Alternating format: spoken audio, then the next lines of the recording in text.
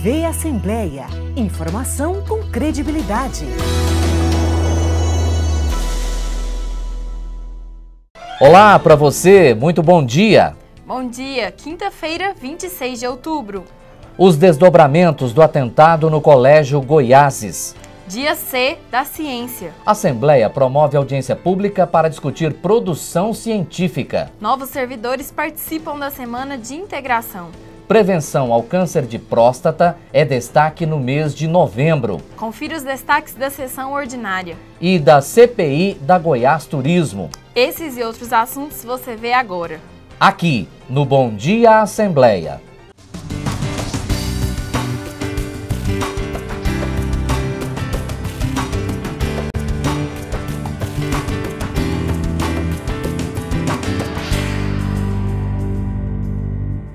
Tramita na Assembleia projeto de lei que prevê que pessoas com deficiência visual recebam faturas de água, energia elétrica e telefonia em braille. A proposta do deputado Lívio Luciano é que não haja custo para o consumidor. A audiência pública debate produção científica no dia C da Ciência. A casa também recebe exposição de trabalhos. Você sabia que cerca de 90% do conhecimento científico no Brasil é produzido pelas universidades?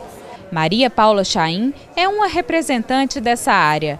Hoje, mestranda em psicologia pela PUC, ela tem se dedicado a uma pesquisa delicada que envolve a qualidade de vida dos pais de crianças autistas. A minha pesquisa ela visa identificar e compreender a qualidade de vida das mães das crianças com autismo que utilizam os serviços públicos do estado de Goiás, principalmente do Hospital das Clínicas e do Centro de Atenção Psicossocial CAPS Água Viva. Esse estudo vem demonstrar que mesmo que muitos dados, muitas pesquisas buscam compreender e modificar os comportamentos das crianças com autismo, as mães ainda necessitam ser orientadas, necessitam ser cuidadas, tá? Porque é um público que ainda está em muita deficiência, é um público que não recebe o suporte adequado, não recebe o suporte social, não consegue uma inclusão apropriada nas escolas, das terapias. Então o estudo vem mostrar isso, vem mostrar a importância da gente direcionar um olhar mais atentivo para essas famílias. Com a proposta de sensibilizar a população sobre a importância desse tema, instituições de ensino superior em Goiás promovem hoje, dia 25 de outubro, uma programação diversificada para divulgar a produção científica de suas instituições dentro da Semana Nacional de Ciência e Tecnologia. Aqui na Assembleia Legislativa, o dia C da Ciência foi marcado por exposição de trabalhos relativos à pesquisa científica. Uma audiência pública também foi realizada, sob a coordenação da Diretoria Administrativa da Casa. A importância deste evento de hoje para a Assembleia Legislativa é de mostrar para a população que a ciência está no seu dia a dia, em todas as formas. As pesquisas que são feitas em Goiás, 90% das pesquisas são feitas dentro das universidades, dos centros tecnológicos, e essas pesquisas aqui estão facilitando e ajudando no dia a dia. Responsável pelo financiamento de projetos de pesquisa científica, tecnológica e de inovação por meio de bolsas em diversos níveis de formação, a FAPEG, Fundação de Amparo à Pesquisa do Estado de Goiás, foi parceira do evento. A presidente da instituição chamou a atenção sobre a necessidade de democratizar o acesso à pesquisa científica. Por que a FAPEG decidiu participar deste dia C, trazendo para a Casa do Povo, porque a Assembleia é a Casa do Povo. Você disse muito bem, aqui estão os representantes do povo, é um espaço democrático, então não é possível pensar o nosso mundo hoje sem a ciência. Maria Zaira Turque demonstrou ainda preocupação com as restrições orçamentárias que colocam em risco o desenvolvimento do setor no país. E olha que essa preocupação é compartilhada por quem atua nessa área. A FAPEG possui uma vinculação constitucional de 0,5% da receita líquida do Estado. E isso o governo tem mantido. O que há é que, como houve uma retração de receita, menos arrecadação, a gente ia numa curva muito elevada e necessária de aumento da vinculação, né, da receita da FAPEG. Estabilizamos e estamos com mais dificuldades, certamente. Mas, ainda assim, temos honrado os compromissos com outras agências federais, temos apoiado fortemente bolsistas. A preocupação nossa é que no quadro atual de restrições orçamentárias, todo o trabalho que nós desenvolvemos, os vários grupos de pesquisa espalhados pelo Brasil afora, estão sendo prejudicados pelos cortes orçamentários que são destinados à atividade de pesquisa. Então é um alerta para que a sociedade esteja do nosso lado, do lado das instituições federais, dos institutos de pesquisas, para que a gente não comprometa o futuro do país ao prejudicar a ciência hoje. Recuperar esse terreno lá na frente é muito difícil. Algumas pesquisas podem ser descontinuadas para sempre. Então isso não pode acontecer e esse é o apelo que nós fazemos aos nossos representantes aqui na Assembleia e à sociedade de uma maneira geral. O Dia C da Ciência acontece em todo o país e demonstra de forma clara o impacto da ciência na atividade das pessoas. A Secretaria de Educação, Cultura e Esporte está com inscrições abertas para novos projetos do Programa de Incentivo à Cultura, Lei Goiáses. Os interessados podem se inscrever até o dia 24 de novembro na SEDUC. Fica na Avenida Anhanguera, número 7.671, setor oeste, em Goiânia. Novos servidores da Assembleia participam da Semana de Integração. A apresentação da casa e palestras estão entre as atividades. A 5ª Semana da Integração dos novos servidores do Parlamento Goiano, aprovados no último concurso, será realizada entre os dias 25 e 27 de outubro. A iniciativa é da Escola do Legislativo e tem como proposta a disponibilização de conhecimento sobre a casa, com foco na boa convivência pessoal e ambientação no desenvolvimento da função. Pensando nessa 5ª edição, é um momento muito importante para a escola. Acho que a Semana de Integração, ela vem pensar toda a ideia da capacitação realmente dos servidores, e isso envolve você atender o servidor, você dar instrumentos, meios, por meio das palestras, para entender o funcionamento da casa, que uma coisa é estudar para o concurso, outra coisa é experienciar, vivenciar todos os aspectos que envolvem a casa, tanto na área legislativa, quanto administrativa e de vivência mesmo. Então vai englobar todas as áreas para o trabalho do servidor dentro da Casa do Povo. O diretor de Recursos Humanos da Casa participou da abertura da Semana da Integração. Na ocasião, Tasso Júnior destacou a importância de apresentar aos novos servidores informações sobre a estrutura administrativa e jurídica do Legislativo. A Escola do Legislativo, juntamente com a Diretoria de Gestão de Pessoas, tem feito esse trabalho há vários anos. Desse último concurso, e esses são os finais, aliás, nós estamos chamando agora, são pessoas do cadastro de reserva.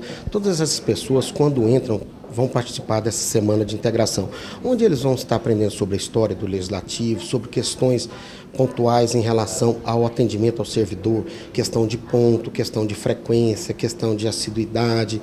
Eles vão estar também recebendo aulas dos procuradores em questão às atividades que a Assembleia Legislativa exerce junto ao povo goiano. Os novos servidores estão animados e aprovaram a iniciativa. É o momento da gente conhecer a casa, conhecer as funções, as atribuições, ter uma visão geral do todo, né? Não só da área que a gente vai trabalhar, da seção que a gente vai ficar, mas do todo. E eu acho legal também a forma da gente conhecer as outras seções, as outras chefias, os outros colegas.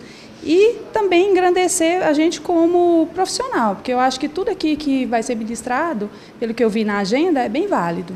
O governador Marconi Perillo vetou o projeto que previa a proibição da fabricação, venda, comercialização e distribuição de armas de brinquedo no estado de Goiás. O projeto de iniciativa do deputado Diego Sorgato foi aprovado pela Assembleia.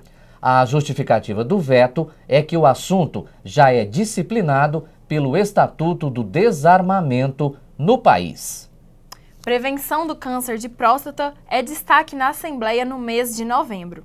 De acordo com dados do INCA, o Instituto Nacional do Câncer, no ano passado foram mais de 60 mil novos casos de câncer de próstata. O estado de Goiás aparece em 10º lugar no ranking nacional de diagnósticos da doença. Em 2015, só na cidade de Goiânia, foi mais de uma morte por dia em razão do câncer de próstata. A campanha Novembro Azul propõe aproximar os homens da discussão sobre a saúde e conscientizá-los da importância da prevenção do câncer de próstata.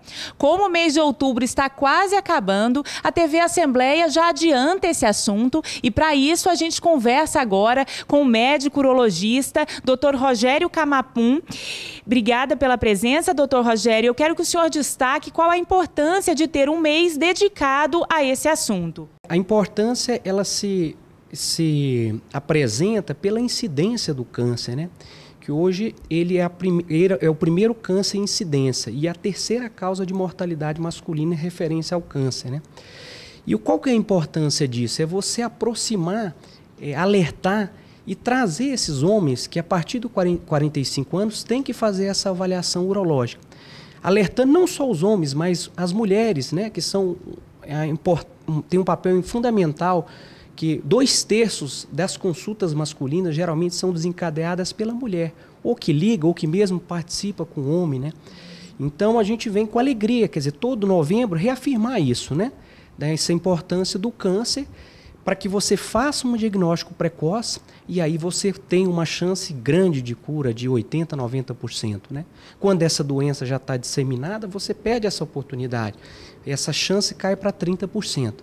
O médico explicou que a idade é um fator de risco significativo no caso do câncer de próstata. Nos Estados Unidos, o governo americano teve um retrocesso. Ele estipulou que o exame de próstata fosse realizado a partir dos 55 anos. Quer dizer, tirou daquela fase do 40 a 45. O que aconteceu? Os homens, então, começaram a procurar o urologista a partir dos 55 anos. E começou a se fazer muito diagnóstico avançado. Não se pegava no início. E esses homens começaram a processar o governo americano.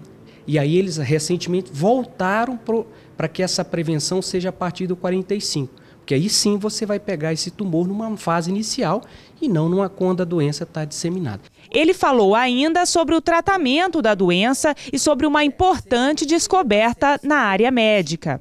Nós estamos com um estudo alemão que está trazendo, eu diria até uma medicação milagrosa. Ela vai revolucionar e mudar totalmente o paradigma do tratamento do câncer de próstata.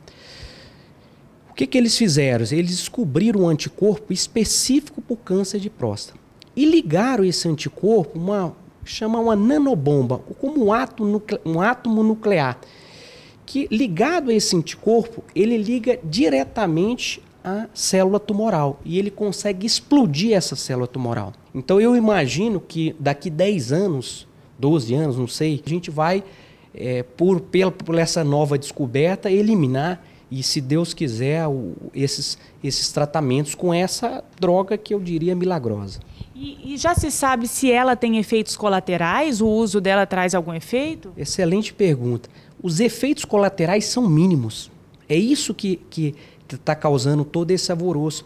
E nós aproveitamos, doutor Rogério, para trazer algumas dúvidas dos nossos telespectadores para que o senhor possa esclarecê-las. Qual é a idade ideal para começar a prevenir? E quais os sintomas que mais agride o homem? Geraldo, então, essa procura ao urologista, ela deve ser após os 45 anos, né? Agora, há um detalhe importante: quando existe na família um primo, um pai, um tio de primeiro grau, essa avaliação deve ser até antes. A gente pede que vá após os 35 anos. Em relação aos sintomas, numa fase inicial do câncer, como todos os cânceres que estão confinados a um órgão, eles não dão sintomas. Não existe manifestação nenhuma urológica quando o tumor está na fase inicial, que é justamente a fase que a gente pode prontamente tratar e existe até 90% de cura. Quando esse tumor já está disseminado ou localmente avançado, aí sim, aí ele dá sintomas. E dentre os sintomas são dificuldade miccional, sangramento na urina, que seriam os principais.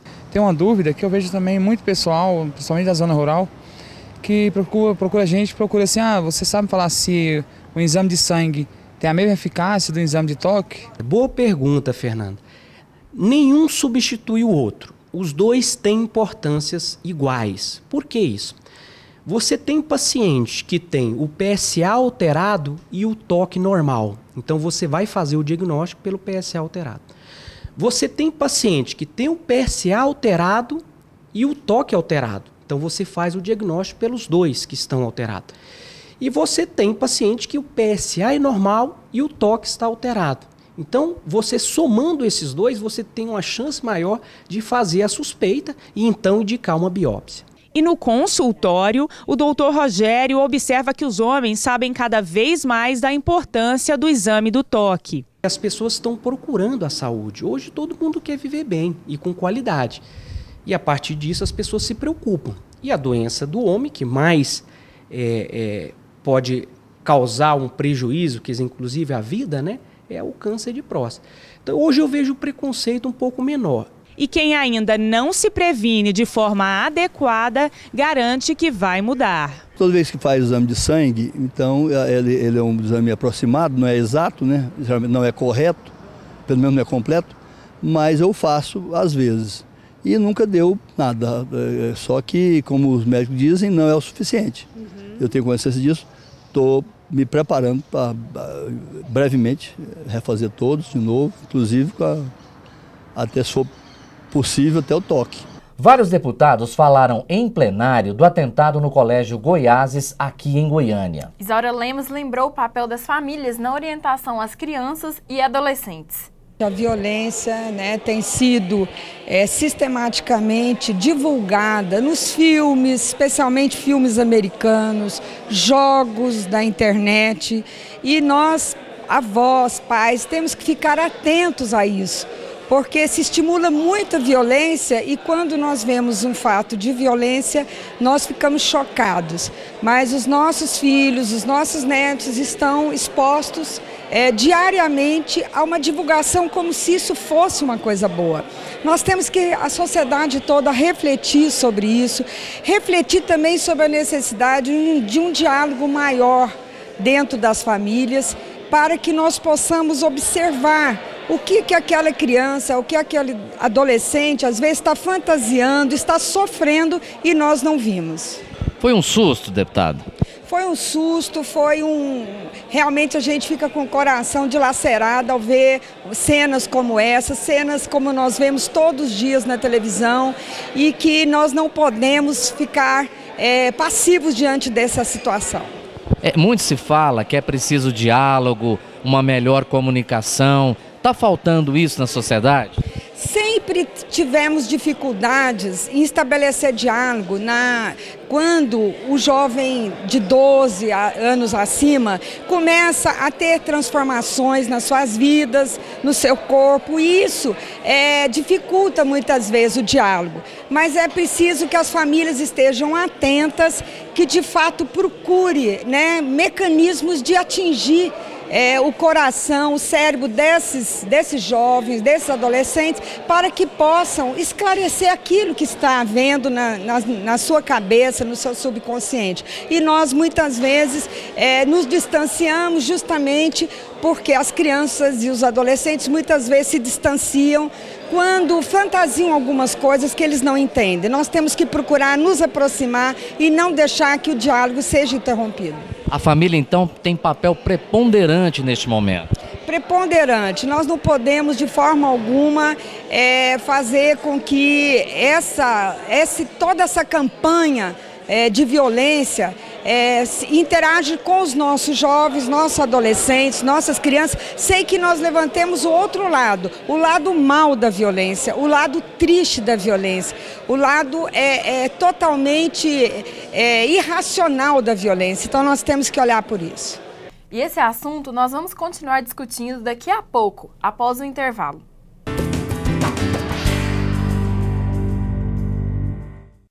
Ninguém quer um nome sujo na praça. Antes de incluir um CPF no cadastro de inadimplentes, a empresa de proteção ao crédito precisa notificar a pessoa. Se a dívida foi quitada, o credor tem a obrigação imediata de tirar o nome da lista de devedores. Procure sempre mais informações sobre os seus direitos. Dignidade e respeito. Direitos do consumidor. Superior Tribunal de Justiça. O Tribunal da Cidadania. O Superior Tribunal de Justiça está realizando uma revolução no judiciário brasileiro.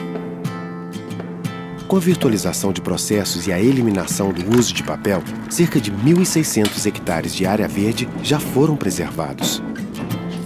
O que antes levava tempo e papel, agora leva um bom exemplo para todo o Brasil. Virtualização de processos, porque ter acesso fácil e rápido à justiça é um direito seu.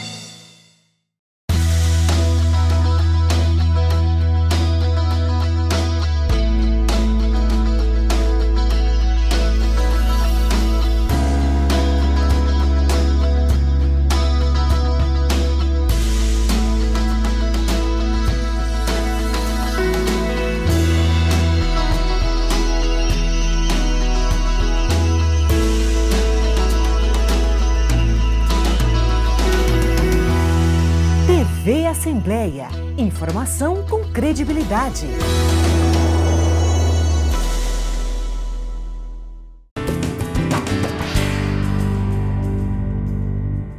E o Bom Dia Assembleia conversou com um psicólogo sobre o atentado. As informações com Catiúcia Godoy.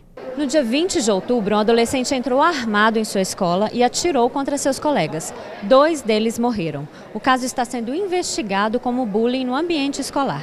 Para falar mais sobre isso, a gente recebe aqui o psicólogo Cláudio Rogério. Cláudio, como que a gente pode perceber e prevenir esse tipo de comportamento? Então, a gente precisa estar atento às atitudes e os comportamentos, né? Existem determinados comportamentos que são sinalizadores. Eles denunciam o caso de bullying, né? Tanto para quem agride quanto para quem é agressor. Então, assim, a gente não pode esquecer que o agredido, ele traz características de isolamento, ele traz características de se sentir de alguma forma a baixa estima. Em relação à escola, ele evita querer ir para a aula, ele cria situações para matar a aula, para não querer ir, gera dificuldades para isso, o desempenho escolar dele diminui, ele se sente mais acanhado, mais isolado e mais depressivo. Como que a gente pode prevenir esses casos? A atenção dos pais e da escola tem que ser um pouco mais, tem que ser um pouco melhorada? Então, nós acreditamos no seguinte, que esse processo todo é algo mais amplo. Existe toda uma questão de família e a questão de escola, né? Por quê? Porque são vários lugares que essa criança ou esse adolescente está funcionando como tal. Então, sim, a família precisa estar atenta? Sim. A escola também? Também, mas uma coisa que a gente compreende que questão de bullying, a criança ela se fecha, ela não fala. Existe um pacto de silêncio. Por qual motivo? Ela se sente constrangida, ela sente que de alguma forma se falar para os pais. No caso de pedir ajuda, ela vai de alguma forma ferir o coração dos pais no sentido de qual é a expectativa do meu pai de uma criança ou de um filho que não consegue enfrentar a vida, que é vítima dessa situação, então ela se fecha. Mas a gente pede tanto o adolescente quanto a criança, que abra canais de ajuda. Os pais, observando o comportamento, podem acessar a criança e estabelecer o diálogo.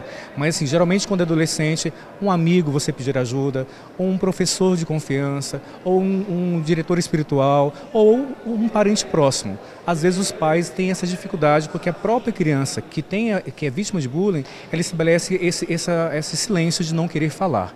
Mas é necessário que abra para o diálogo. E a gente não tem como julgar, mas poderia ser um caso de depressão. E como que anda a depressão entre os jovens? Então, nós sabemos que a depressão ela não escolhe nem gênero, nem idade, nem classe social. As crianças ou os adolescentes vítimas de bullying podem sim desenvolver um estado de um quadro depressivo, até mesmo porque, não sabendo lidar com as ofensas, com a difamação, com hostilidade, com agressões verbais, agressões físicas, que elas são, de alguma forma, vítimas, elas acabam entrando num quadro depressivo.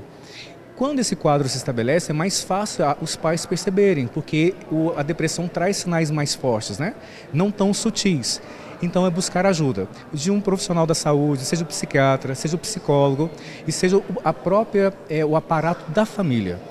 Nós precisamos entender que a família vai trazer para esse adolescente esse aparato emocional, ou seja, esse porto seguro. Então existe uma parcela muito intensa e significativa da participação da família. A família vai fazer com que esse jovem entenda que ele tem recursos para enfrentar essa situação, não sozinho, mas juntamente com os pais. E eles dão algum sinal de que isso vai acontecer? Tem algum sintoma? Em relação ao agredido ou em relação a quem é agressor? Ao agressor. Então, o agressor, ele tem um histórico. A gente tem que entender que o bullying é processual. Ele vai acontecendo dia a dia. A insistência, né, das agressões verbais, as agressões físicas, de abusos emocionais, psicológicos, ele vai ocorrendo. Então, assim, o agressor, ele tem 3 pontos que o motiva a fazer isso. Primeiro ponto, ele acha divertido. Ele acha engraçado zoar com a cara do outro colega, ele acha divertido essa brincadeira toda. Outro ponto, além da diversão, para alguns é prazeroso, né? Hostilizar, é prazeroso agredir, é prazeroso denegrir. Então ele sente prazer. E um outro ponto implica poder. Então quem agride através do bullying, ele sente um poder naquilo que faz. Geralmente são pessoas comunicativas, pessoas que influenciam, têm comportamentos de delinquência, têm comportamentos de transgredir regras. Então, sim, dá para perceber, em vários aspectos, uma pessoa que tem essa questão de praticar o bullying, porque ela hostiliza o outro, não só na escola, com os colegas, com os coleguinhas, na própria casa, com o irmão mais novo. A gente percebe um comportamento e uma atitude um pouco diferenciada. Então dá para perceber, porque sim, a coisa vai se evidenciando, entendeu? Entendi. Obrigada pela sua participação, psicólogo Cláudio. Obrigado eu pela oportunidade. Volto com vocês. CPI da Goiás Turismo se reúne no auditório Solon Amaral. São investigadas supostas irregularidades na produção de eventos em Goiás. De acordo com os integrantes da Comissão Parlamentar de Inquérito da Goiás Turismo, 14 empresas que estão colaborando com as investigações da comissão ainda não apresentaram toda a documentação solicitada. As mesmas vão ter 5 dias úteis para entregar à CPI as notas fiscais. Na verdade, trata-se de uma CPI e não é um favor que as empresas estão fazendo, são obrigadas a fornecer essa documentação, ou seja, as notas fiscais relativas a shows contratados pela Goiás Turismo com essas empresas. Nós já temos mais de 30 dias que pedimos essa documentação. Infelizmente, as empresas até agora não se conscientizaram do poder de uma comissão parlamentar de inquérito, que tem poder de polícia. Nós já determinamos através de votação que, caso elas não entreguem, nós vamos entrar com medidas judiciais, com busca e apreensão e também com mandado de segurança para garantir a documentação. São 14 empresas, somente 4 entregaram e assim mesmo essas 4 entregaram faltando documentos. Ainda na reunião da CPI, foi deliberada a denúncia da Prefeitura de Aragarças sobre irregularidade na construção da rampa náutica do Rio Aragarças, com obra licitada pela Goiás Turismo. A nossa investigação é sobre os shows, mas a Goiás Turismo também fez obras. E a denúncia chega na cidade de Padre Bernardo, na cidade de Acreúna e na cidade de Aragarças, que há superfaturamento. Como nós não podemos investigar, pelo menos nessa CPI, podemos abrir uma outra CPI, mas nessa não, certo? A não ser que se mude o objeto da CPI, que nós teremos que voltar ao plenário, aprovar tudo e começar tudo novo. Nós vamos encaminhar ao presidente do Tribunal de Contas, ao procurador de contas e ao procurador de justiça para que eles tomem as providências necessárias. E termina amanhã, dia 27, o prazo para que os municípios apresentem recurso ao Conselho Deliberativo do Índice de Participação dos Municípios. Esse recurso é para alterar o Índice de Participação dos Municípios Provisório de 2018. Após a aprovação dos recursos, o índice passa a ser definitivo. e vigora em janeiro de 2018 com as regras da partilha do ICMS que cabe aos 246 municípios goianos. E veja agora os destaques da sessão ordinária. A recente tragédia que causou a morte de 2 estudantes e feriu outros 4 no Colégio Goiáses, em Goiânia, foi o assunto mais debatido na sessão desta quarta-feira. O deputado Jefferson Rodrigues deve apresentar projeto de lei que obriga escolas públicas e particulares de todo o estado a instalarem detectores de metal em suas portas de acesso.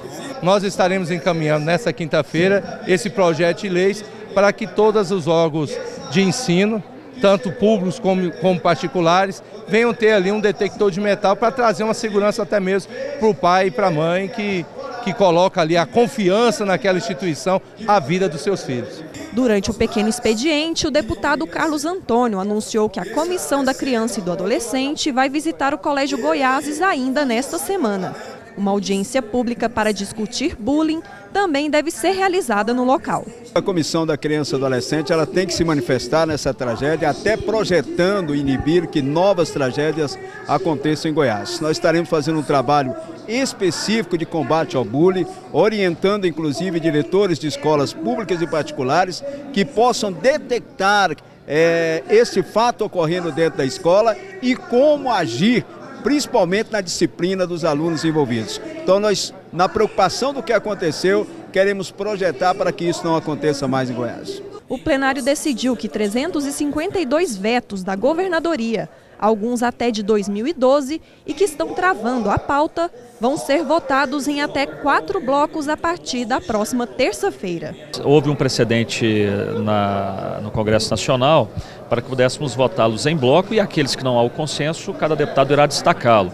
Posteriormente à votação daqueles que são consenso, a gente partiria para a votação dos que estão destacados. Acho que nós ganhamos celeridade, ganhamos aí mais objetividade nessa pauta destes vetos. Embora aprove a votação em bloco, o petista Luiz César Bueno sugeriu que essa modalidade de votação, já praticada no Congresso Nacional, seja incluída no regimento interno para evitar futuras contestações. A intenção de destravar a pauta boa, poderia fazer um esforço concentrado para isso, mas para aprovar em bloco, na minha opinião, seria necessário mudar o regimento interno. Enquanto não mudar o regimento interno, nós fica com uma lacuna jurídica. Aí o presidente trabalha um acordo, o acordo é bem-vindo, mas tem que resolver esse entrave jurídico. Confira agora a agenda desta quinta-feira aqui na Assembleia Legislativa. Daqui a pouco, a Escola do Legislativo continua com a semana de integração de servidores da Assembleia. No período da tarde, às 2 horas, está prevista a reunião da Comissão de Constituição, Justiça e Redação no auditório Solon Amaral. No mesmo horário, também há previsão de reunião da CPI da Goiás Turismo. Às 3 da tarde acontece no plenário Getulino Arteaga a sessão ordinária. E às 7 da noite tem sessão especial itinerante na Câmara Municipal de Rio Verde, proposta pelo deputado Carlos Cabral. Em pauta, homenagem ao Dia Nacional dos Professores. E o Bom Dia Assembleia de hoje fica por aqui. Uma excelente quinta-feira para você. Um bom dia e até amanhã.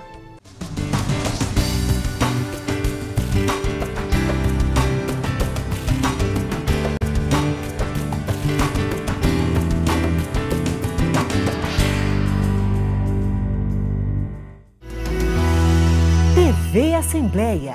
Informação com credibilidade.